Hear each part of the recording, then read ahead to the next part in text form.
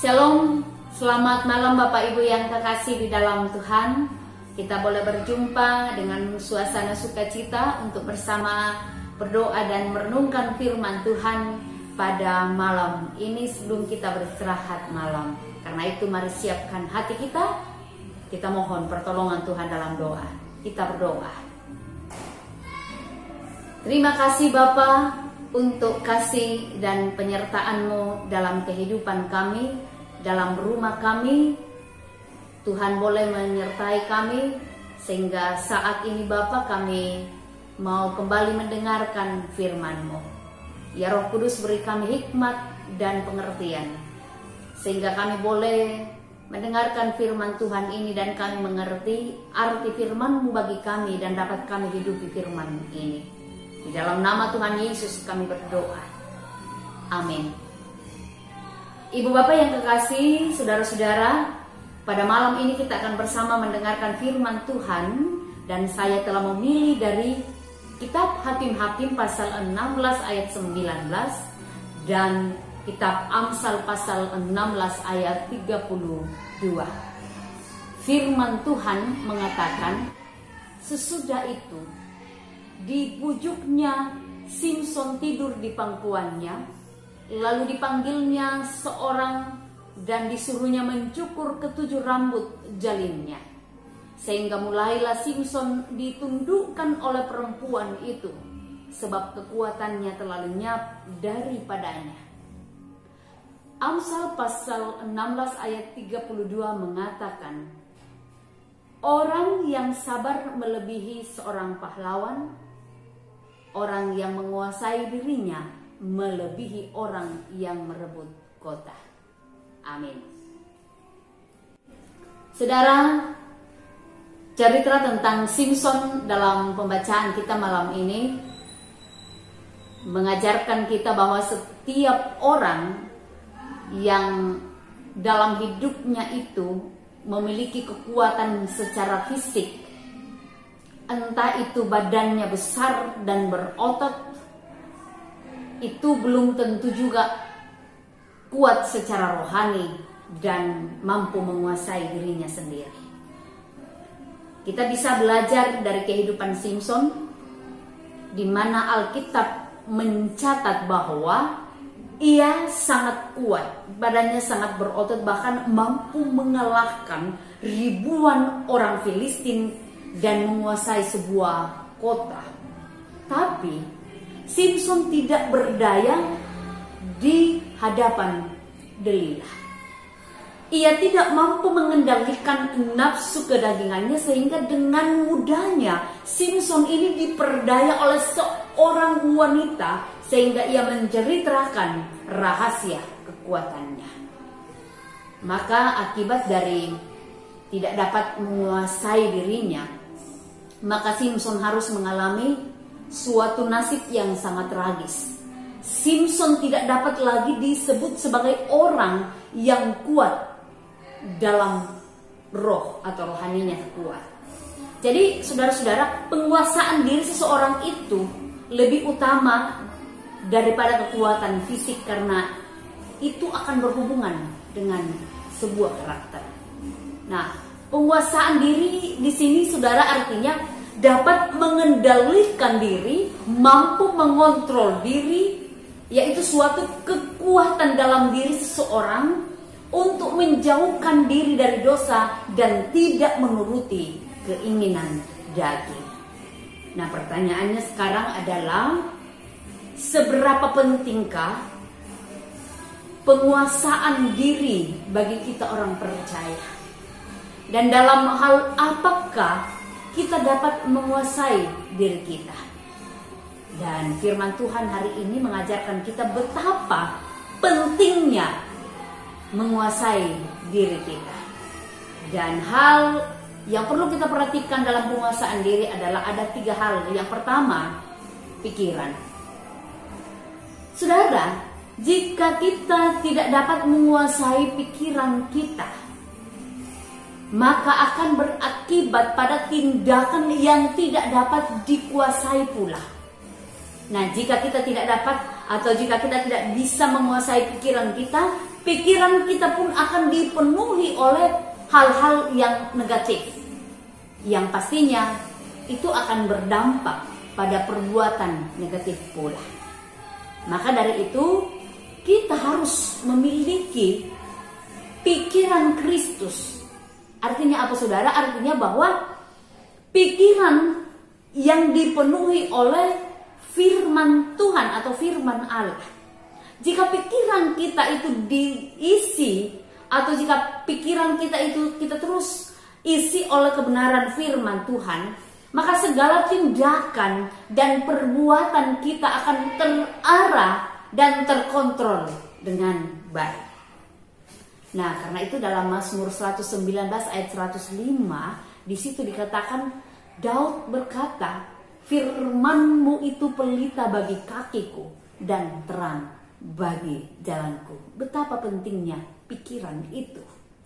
Nah, yang kedua adalah yang perlu dikuasai adalah lidah atau ucapan.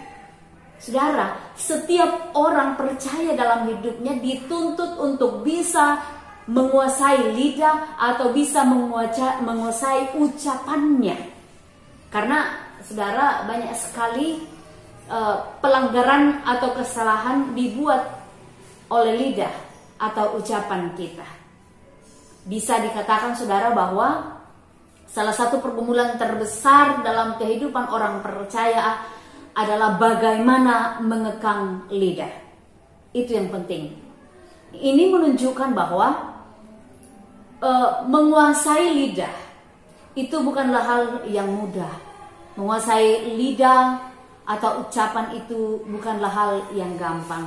Seringkali kita tidak dapat menguasai lidah kita saat kita sedang marah atau saat kita sedang tersinggung oleh perkataan orang lain atau oleh cettingan-cettingan orang lain atau tindakan-tindakan orang lain, dan atau perkataan yang seringkali keluar dari mulut orang lain, sehingga ketika kita tersinggung kita seringkali cepat marah, lalu mengeluarkan perkataan-perkataan yang tidak baik, perkataan yang senonoh. Dari mulut kita itu muncul perkataan kotor, kasar, dan kembali lagi melukai hati orang.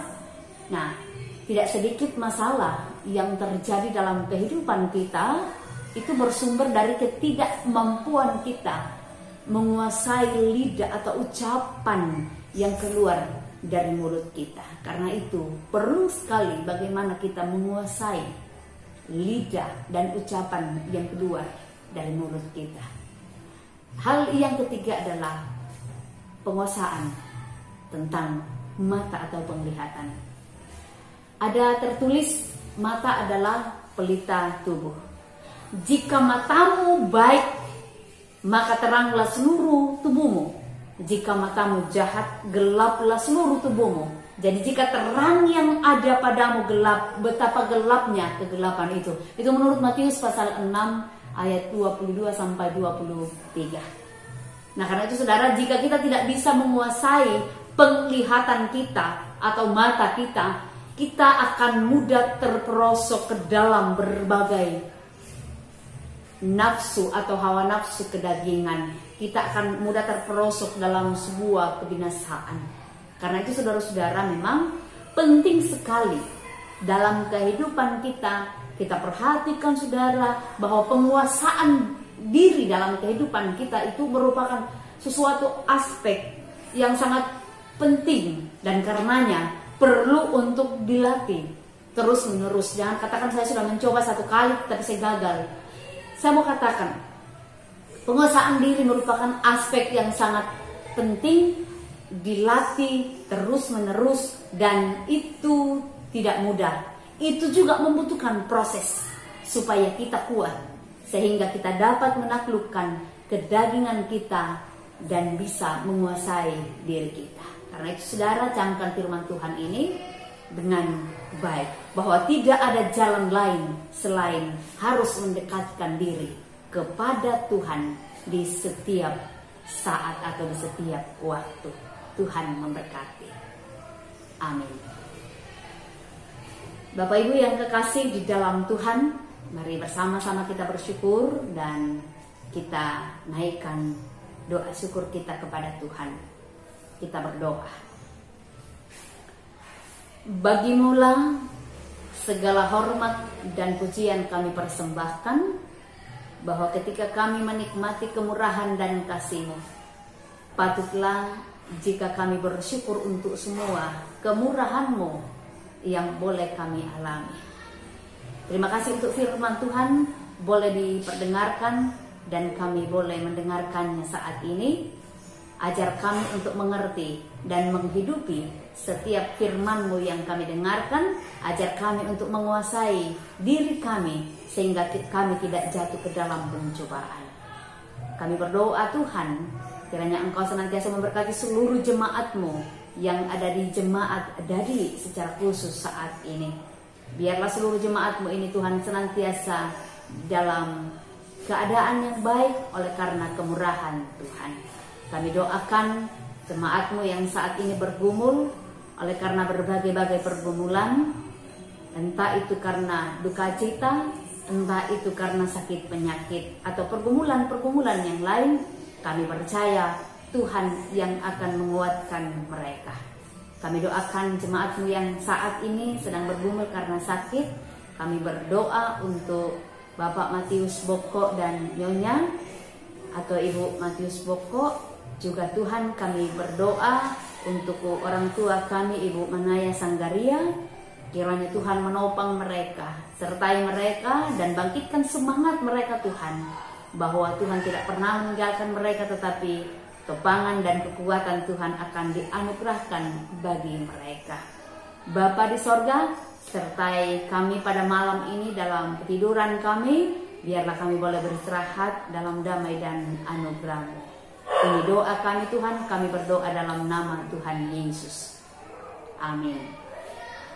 Saudara, demikian doa dan perenungan akan firman Tuhan pada malam ini. Terima kasih atas perhatian kita bersama. Tuhan Yesus memberkati seluruh jemaat Tuhan. Bomi melolako kita selonasang.